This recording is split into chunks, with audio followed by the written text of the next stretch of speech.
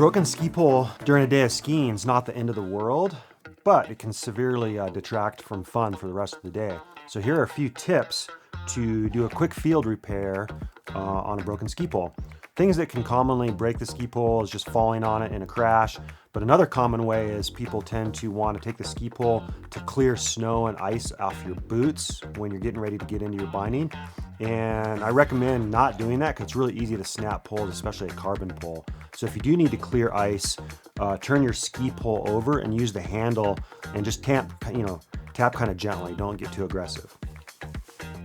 One of the first ways you can do is with a splint, and you can use a variety of different metals. In this case, we just have some old cut up aluminum can, but there's also like prefabbed temp pole connectors, those kind of things, but those aren't as universal. This will fit over a wide range of ski poles.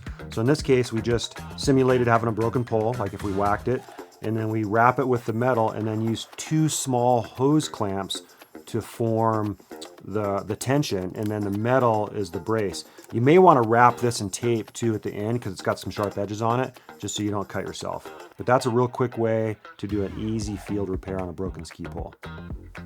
So another way on bigger sections is to just basically overlap the broken ski pole like this, and then use hose clamps to form the joining and the tension. Now you're going to want to experiment with the size of your hose clamps to make sure you have the right size before you go into the field. And you could even potentially trim some of the excess off. But it's worth going down to the hardware store with a ski pole and just seeing what's going to fit. And then of course you want to have the tools to tighten the hose clamps and work in the field. And this is something that's going to be in your repair kit all the time anyway, some sort of little multi-tool or binding buddy in this case.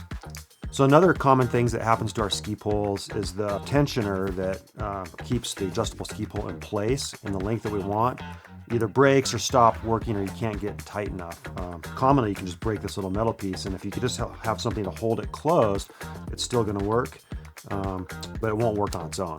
So one of the things that's a real simple fix in the field is just to find the tension you need and get it to the length you want, and then you can take a ski strap and basically cross hatch this like if you were building a fort, like you were a kid or something, with twine, and just keep this real tight. And you might have to do it a couple times to get your tension that, and that's just going to hold it closed so that the pole actually works.